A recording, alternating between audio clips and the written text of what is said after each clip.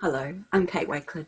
I'm the Net Patient Support Nurse with Neuroendocrine Cancer Australia, and I wanted to tell you some of the things that we do to help support and inform people with neuroendocrine cancer in Australia. So briefly today, I'm going to tell you a little bit about neuroendocrine tumours and the common issues that people who are affected by neuroendocrine tumours face.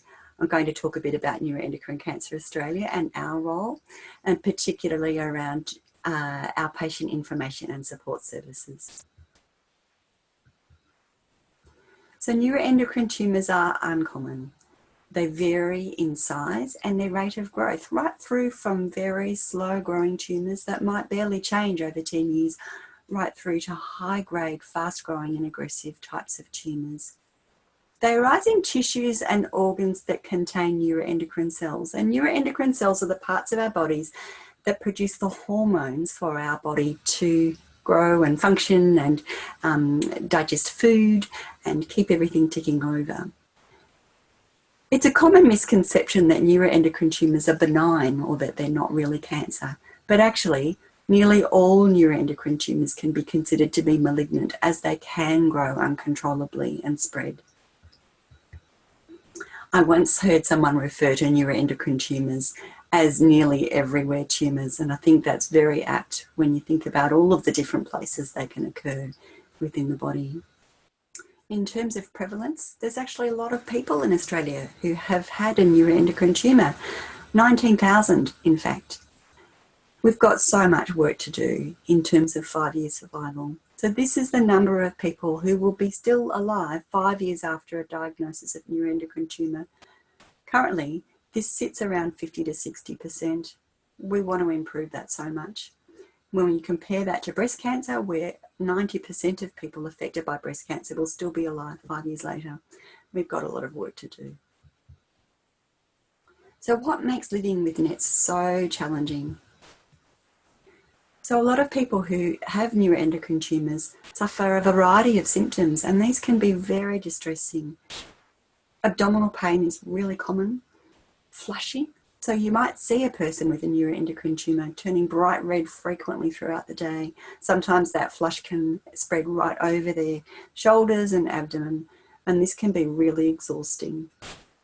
Diarrhoea is a very common symptom of neuroendocrine tumours. This can be 18 to 20 times a day of needing to visit the toilet, which can have a huge impact on that person's ability to get out and about, to work, to spend time with their family, to have quality of life. Sometimes there are lung symptoms, so wheezing, chronic cough.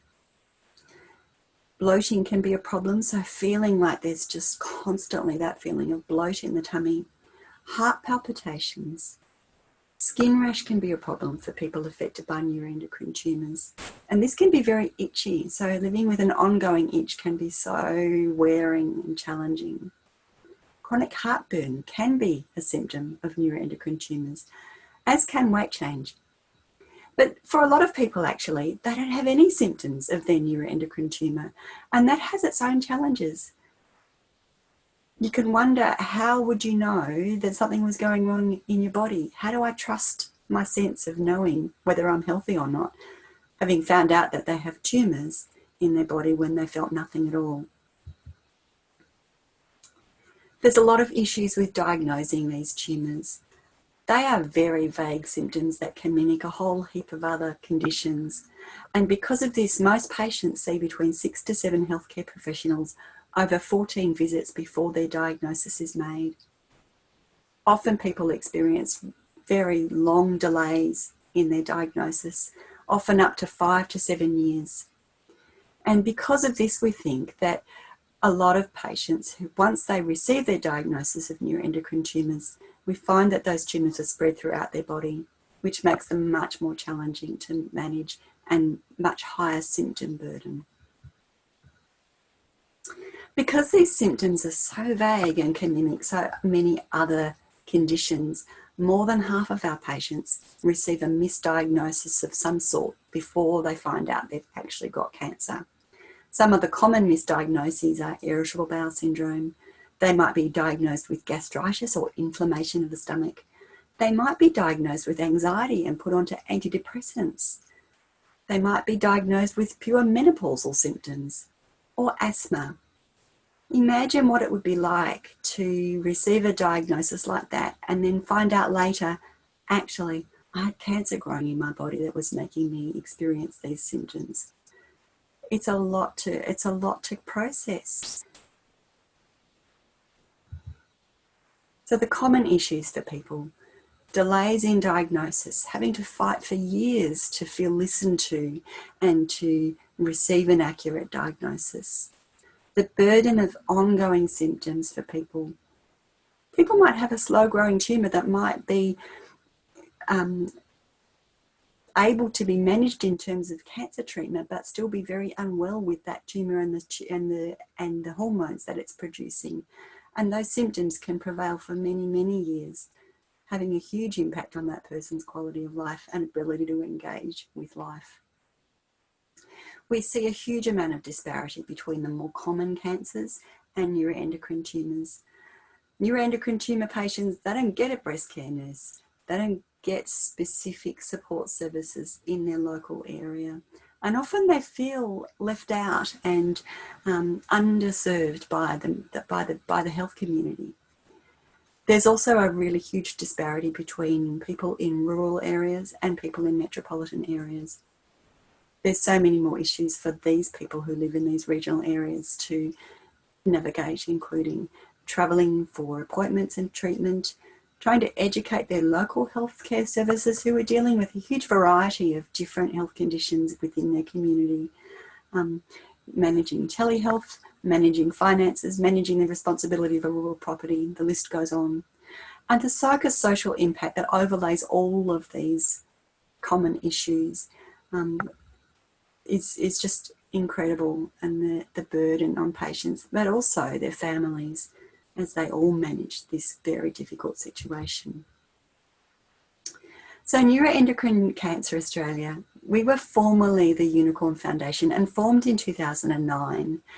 We changed our name in 2020 because we wanted to raise awareness of neuroendocrine cancer as a type of cancer. When you think about it, we've all heard of ovarian cancer, but only a fraction of the number of diagnoses each year.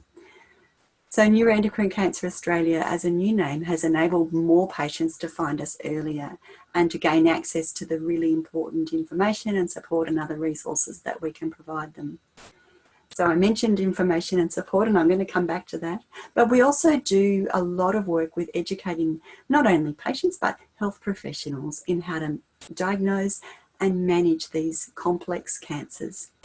We contribute in a major way to research projects and clinical trials, both in Australia and internationally. We aim to raise awareness in the general community and represent a voice for people who are affected by these cancers, and advocate for better funding for drugs, for treatments, for tests, for better access to services.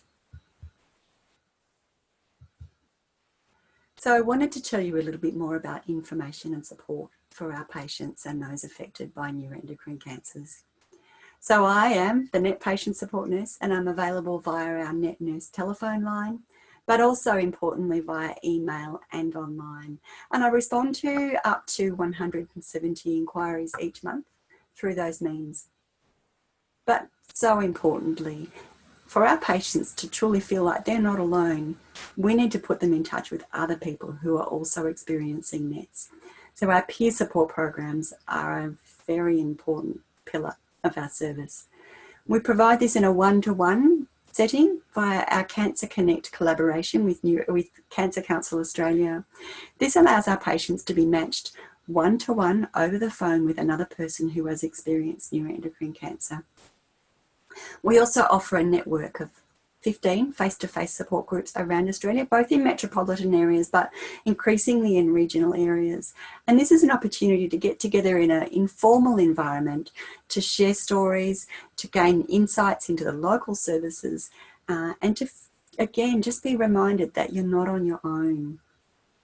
We also importantly offer some online support groups, and particularly given so many of our patients come from regional and rural areas, this is really important.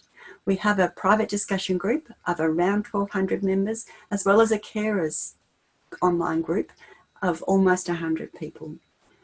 In these groups, there are conversations ranging from seeking information about treatments and tests right through to humorous sharing of unicorn videos. And it's a really important link for people affected by neuroendocrine cancers with their community. We also provide written information, not only in terms of booklets, but we also have a range of fact sheets that patients can download and print off their home computer, so that they can access this information at the tip of the tip of their fingers. We also produce videos and have these on our YouTube channel. These videos are of our support group presentations, webinars, films of online forums, and other filmed presentations. We host forums in capital cities every 2 years, and this is a really important opportunity for patients to be able to get together and meet each other, but also get together with their treatment teams and hear presentations from experts in their field. Although around 90% of people in Australia come from metropolitan areas, around 44% of the people who contact the Net Nurse service actually come from regional and rural areas. And this highlights the high level of need and disparity for these people. So the sorts of issues that people contact me about, very importantly, psychosocial support. So that sense of not being on their own, importantly knowing that their responses and their reactions are normal, and being able to explore and share ideas about strategies for maybe getting through this a little easier. Certainly the access to high quality evidence-based information about neuroendocrine tumours from a qualified health professional is paramount. Patients have a lot of questions about the myriad diagnostic tests that they're facing, but also the large range of treatments and side effects. Living with NETs as a chronic illness is a theme that comes up over and over again. NETs can involve every aspect of a person's life, and so we need to provide information about all of these things, whether it's managing diet and nutrition, whether it's managing symptoms, whether it's focusing on survivorship and how to get back to work, how to get fit again, how to be as well as possible and function as well as possible with neuroendocrine cancer. And crucially, palliative care cannot be forgotten in these patients. We talk a lot about rural issues for those of our patients who come from those areas. And importantly, and encompassing everything, is the communication with their own healthcare team. We always refer our callers back to their healthcare professional, and we can assist with the person formulating a list of questions for that professional and navigating that system so that they can achieve the best result from that relationship.